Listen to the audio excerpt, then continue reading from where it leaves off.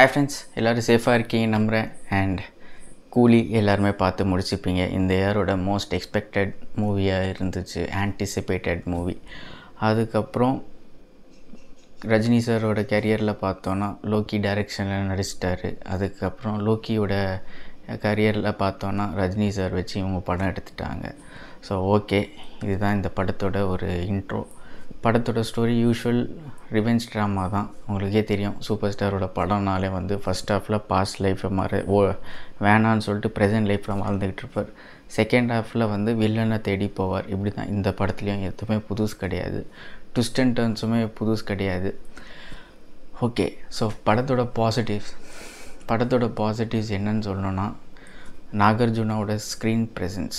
Okay, so usual ஒரு வில்லன்னா கூட அவரோட ஸ்க்ரீன் ப்ரெசன்ஸ் வந்து கொஞ்சம் ஹைலைட்டாக மேலே காட்டுச்சு. அண்ட் அவரோட காஸ்டியூம்ஸுமே வந்து நல்லா இருந்துச்சு. அதுக்கப்புறம் அவரோட ஆட்டிடியூட், ஸ்டைல் எல்லாமே நல்லா இருந்தது. அதுக்கப்புறம் ஸ்ருதி ஹாசனோட ஆக்டிங் கூட எனக்கு ஒரு சீக்வன்ஸில் ரஜினி அவங்ககிட்ட வந்து ஸ்ருதி ஹாசன் வந்து அவங்க அப்பா எனக்கு இல்லை, எனக்கு யாருமே இல்லைன்ட்டு ஒரு செக்மெண்ட் வந்து ஒரு ஷிப்பில் பேசிக்கிட்டு இருப்பாங்க. அந்த ஒரு செக்மெண்ட் நல்லா இருந்தது. அனிருத்தோட பிஜிஎம் படத்தோட ப்ளஸ்ஸு.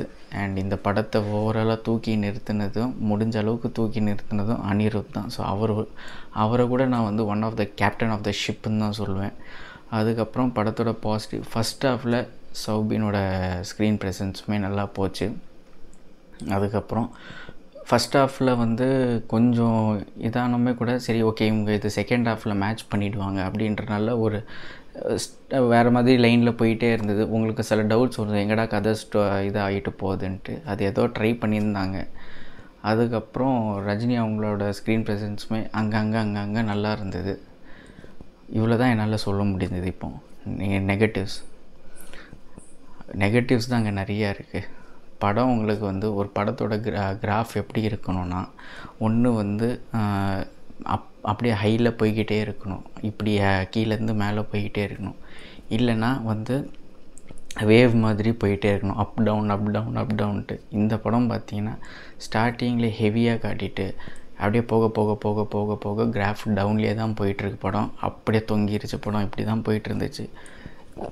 ஒரு டைமில் பார்க்குறப்ப இது வந்து லோக்கி அண்ணாவோட படமே கிடையாது. லோக்கி அண்ணா இன்ட்ரெஸ்ட்டே இல்லாத மாதிரி தான் எடுத்திருக்காங்க. இல்லை சன் பிக்சர்ஸோ இல்லை ரஜினி சாருமே வந்து ஒரு கன் பாயிண்டில் வச்சு மிரட்டி எடுத்து வச்ச மாதிரி தான் இருக்குது. ஏன்னா ஆடியன்ஸுக்குமே எல்லாருக்குமே தெரியுது இது லோக்கி அண்ணாவோட படம் கிடையாது. முழுக்க ரஜினி ஸ்கிரிப்டில் பூந்து விளையாடியிருக்காருன்னு தான் சொல்லணும். அந்த மாதிரி ஒரு படம் தான். அண்ட் படம் வந்து எதுலாம் எடுத்திருக்கானுங்கன்னு பார்த்தீங்கன்னா, பிரேக்கிங் பேட், அப்புறம் கொரியன் ட்ராமா ஸ்குவிட் கேம். உங்களுக்கு 300 ஸ்பார்டன்ஸ், அந்த கிளைமேக்ஸில் சௌபினை எட்டி உதைப்பார்ல அந்த ஒரு டிக்குக்குள்ளே, அது வந்து 300 ஸ்பார்டன்ஸு. அப்புறம் உங்களை அந்த ஃப்ளாஷ்பேக் போர்ஷன்ஸ்லாம் வந்து காட்டுறப்போ அந்த எடிட்டிங், பழைய காலத்து படத்துலலாம் பார்த்திங்கன்னா அந்த எடிட்டிங் வந்து விட்டு அந்த ரீல் வந்து கட் ஆகுறது தெரியும். அது வந்து once upon a time in ஹாலிவுட்ன்ற படத்தோட டெம்ப்ளேட்டில் தான் எடுத்திருக்காங்க. அதுக்கப்புறம் உங்களுக்கு வந்து டார்க் நைட், ஜோக்கர் கேரக்டர் வச்சு தான் நாகார்ஜுனாவுக்கு இது பண்ணியிருக்காங்க. அதுக்கப்புறம் பார்த்தோன்னா ஸ்குவிட் கேம். ஏன் சொல்கிறேன்னா, ஸ்குவிட் கேம் அந்த ஹார்ட் டிராஃபிக்கிங்ன்ட்டு ஏதோ ஒன்று போவோம். ஸோ ஓகே, இந்த மாதிரி ஸ்குவிட் கேமில் நம்ம பார்த்தோம்ல, அந்த மாதிரி ஒரு ஆர்வமாக கொண்டு போவாங்களான்னு பார்த்தா அதுவும் கிடையாது. லாஸ்ட்டாக வந்து நம்ம அமீர் கானை ஜான்சினா மாதிரி ஆக்கி விட்டானுங்க. பாவம் ஒரு ஜட்டியில் வர்றாரு கடைசி, அந்த மாதிரி இருந்துச்சு. எப்படிப்பட்ட பாலிவுட் ஹீரோட அவரை போய் நீங்கள் ஜட்டியில் கொண்டு வந்திருக்கீங்கன்ற மாதிரி இருந்துச்சு. ஸோ நிறையாங்க. இப்போ அந்த நெகட்டிவ்ஸில் சொல்லிட்டு இந்த ஹார்ட் டிராஃபிக்கிங், சரி ஓகே எப்படியோ கொண்டு வர போகிறாங்க, வேறு மாதிரி ஸ்டோரி போகுதுரா, ஒரு த்ரில்லராக போகுது அப்படின்ட்டு எதிர்பார்த்துட்டு இருக்கும்போது அது எதுவுமே கிடையாது. கடைசி படம் முடியிருப்போம் அந்த ஹார்ட் டிராஃபிக்கிங் என்ன ஆச்சுன்னு தெரியல. அப்புறம் சௌபின் சொல்ல இவர் போயிட்டுருப்பார் ஒரு இடத்துல, ரஜினிகாந்த் அப்படி போவார், ஒரு டாய்லெட்குள்ளேருந்து ஒரு சேம்பருக்கு போவார். அப்புறம் அடுத்த சீன் பார்த்தா அந்த சேம்பரில் இருக்கிற கோல்டு ஸ்மக்லிங் எதுவுமே திங்ஸ் இருக்காது. அது எப்படி போய் எடுத்துகிட்டு வந்தாருன்னு தெரியல. ஏன்னா அதெல்லாம் வந்து ஆள் போட்டு வச்சுருப்பாங்க, கோட் வேர்ட்ஸ் வச்சுருப்பாங்க, ஒரு ஹேர்டல்ஸை நீங்கள் தாண்டிட்டு தான் போகணுன்ற மாதிரி அசால்ட்டாக எடுத்துகிட்டு வந்திருப்பார். அதுக்கு ஒரு லாஜிக்குமே சொல்ல. அதுக்கப்புறம் சரி ஓகே, நாகார்ஜுனா ஒரு பெரிய டான், ஓகேவா, என்ன மாதிரி டைப் ஆஃப் ஸ்மக்லிங் பண்ணுறாங்கன்றது ஓகே, யூஸ்வலாக நம்மளுக்கு தெரியும் என்ன பண்ணுவாங்கன்ட்டு. அது எப்படி பண்ணுறாங்க ஒரு புதுசாக காட்டியிருந்தாங்கன்னா நல்லா தெரிஞ்சிருக்கும். இப்போ அயன் படத்துலலாம் பார்த்தீங்கன்னா அவங்க எப்படிலாம் ஸ்மக்லிங் பண்ணுறாங்கன்னு ஒரு ஃப்ரெஷ்ஷாக இருந்துச்சு. அந்த மாதிரி ஒரு நல்ல ரிசர்ச் இந்த படத்துக்கு பண்ணலன்னு தான் சொல்லணும். மெயினாக லோக்கியானோட படத்தில் வந்து பார்த்திங்கன்னா கேமரா ஆங்கிள்லேருந்து ரிசர்ச்லேருந்து எல்லாமே சூப்பராக இருக்கும். இந்த படத்தில் கேமரா ஆங்கிளுமே வந்து செட் ஆகலை.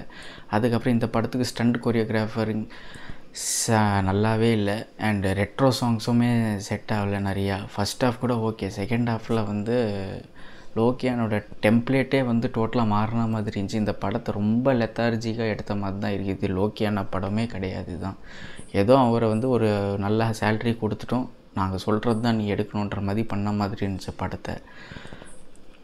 யாருக்குமே அது மாதிரி இம்பேக்டே இல்லைங்க. அந்த மாதிரி படம் பார்க்குறப்போ பார்த்தீங்கன்னா இந்த ரச்சிதா ராம்ன்றது ஒரு கேரக்டர் பண்ணியிருப்பாங்க, எதுக்கு அந்த கேரக்டர்னே தெரியாது. அண்ட் செகண்ட் ஹாஃப் ஃபஸ்ட் ஹாஃபில் சௌபினை நீங்கள் அப்படி காட்டிட்டு செகண்ட் ஹாஃபில் பப்பெட் மாதிரி ஆயிடுச்சு. என்ன ஆயிடுச்சுன்னா ரச்சிதா ராம் சொல்ல இந்த சௌபின் கேரக்டர் நடிக்கிற மாதிரி இருக்கும். டேய் என்ன மாதிரி ஆக்டரு இல்லைன்னா நீங்கள் அந்த ஃபீமேல் கேரக்டருக்கு ஒரு வெயிட்டேஜ் கொடுக்குறீங்களா, ஒரு ஃபேமஸான ஃபீமேல் யாரையாச்சும் நீங்கள் அந்த ரோலில் போட்டிருந்தீங்கன்னா கரெக்டாக இருந்திருக்கும். நீங்களும் அதில் வந்து ஏதோ ஏஜென்ட்டினா மாதிரி ட்ரை பண்ணணுன்னு பார்த்துருக்கீங்க, சத்தியமாக கிளிக் ஆகலை. என்னென்னமோ பண்ணணுன்னு பார்த்துருக்கீங்க, கிளிக் ஆகலை. அப்புறம் அந்த பிரேக்கிங் பேட் படத்தில் வந்து சீரீஸில் வந்து அந்த கெமிக்கல்ஸை வச்சு தான் பாடியை டிசால்வ் பண்ணுவாங்க. இதில் நீங்கள் ஒரு சேர் மாதிரி கான்செப்ட் கொண்டு வந்து பாடிஸை வந்து நம்ம எரிச்சிடலான்ற மாதிரி பண்ணிட்டாங்க. அங்கே ஒரு லாஜிக் கிடைக்குது. உலகத்தையே 4000 crores மேலே ஒரு ஒர்த்து ப்ராப்பர்ட்டி வச்சுருக்க நாகார்ஜுனால ஒரு பாடியை டிஸ்போஸ் பண்ண முடியாதா, இந்த மாதிரி ஒன்று போகுது. அண்ட் படத்தில் ரஜினி சார் தவிர எல்லாருமே அந்த ஸ்டோரி அவங்க தான் கொண்டு போகிறாங்க. ஃபஸ்ட் ஹாஃபில் பார்த்தீங்கன்னா சௌபின் கொண்டு போவார், நாகார்ஜுனா கொண்டு போவார். செகண்ட் ஹாஃபில் பார்த்தீங்கன்னா உபேந்திர ஒரு ஃபைட் சீன் இருக்கும் அந்த மேன்ஷன் ஹவுஸ்க்குள்ளே, அவர் வந்து அந்த ஃபைட்டை கொண்டு போயிட்டுருப்பார். இவர் சும்மா தான் வந்து பின்னாடி எல்லாம் ஒரு மாதிரி போய் ஷேடோவில் போகிற மாதிரி தான் இருக்கும். அந்த மேன்ஷன் ஹவுஸ் ஃபைட் சீக்வன்ஸுமே பார்த்தீங்கன்னா ரொம்ப நேரம் இழுத்த மாதிரி இருந்துச்சு, போரே அடிச்சிச்சு. இந்த பேட்டையில் எப்படி இருக்குங்க நம்மளுக்கு, இதில் அந்த மாதிரி நானும் அந்த மாதிரி தான் எதிர்பார்த்தேன். வேறு லெவல் பிஜிஎம் கூட அந்த டைமில் ரொம்ப ஒரு மாதிரியாக தான் இருந்துச்சு. ஏதோ கிளாசிக்கல் மியூசிக் மாதிரியெல்லாம் போட்டாங்க, தெரில எப்படின்ட்டு. ஸோ இதுதான். ஸோ பயங்கரம். நான் எக்ஸ்பெக்டேஷனே இல்லாமல் போனேன், ஏன்னா எனக்கு தெரியும் இது எல்சியூவில் வராதுன்ட்டு. பட் ரஜினி அவங்கள வச்சு எடுக்கிறாங்க, சரி ஏதாச்சும் ரஜினியும் டிஃப்ரெண்ட்டாக ட்ரை பண்ணுவாருன்னு பார்த்தா ரஜினியுமே டிஃப்ரெண்ட்டாக ட்ரை பண்ணல.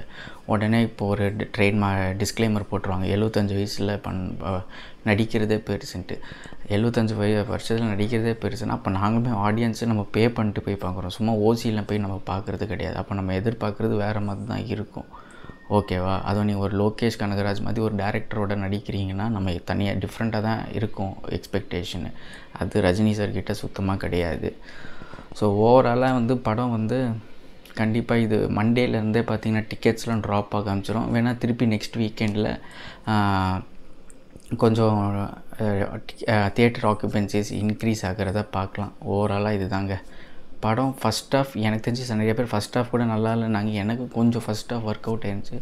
Second half totally down. அப்பா டிசப்பாயிண்டட். நான் போய் இப்போ லியோ, மாஸ்டர், விக்ரம், மாநகரம், கைதி இதெல்லாம் திருப்பி பார்த்தா தான் அட்லீஸ்ட் இந்த டிசப்பாயின்மெண்ட்டை என்னால் கொஞ்சம் மேட்ச் பண்ண முடியும். அப்படி தான் இப்போ அந்த நிலைமையில் இருக்கேன். ஃபஸ்ட் ஷோ பார்த்தவங்களுக்கு இப்போ தான் எனக்கு தெரியுது ஏன் ஃபஸ்ட் ஷோ பார்த்துட்டு வந்தவங்க அவ்வளோ டென்ஷன் ஆனாங்கன்றது. ஸோ ஓகேங்க, படம் ஓவராலாக ரொம்பவே ட்ராஜடியாக போய் முடிஞ்சுது. லோக்கியானா கண்டிப்பாக கைதி 2ல் அடித்து தூக்குவார்.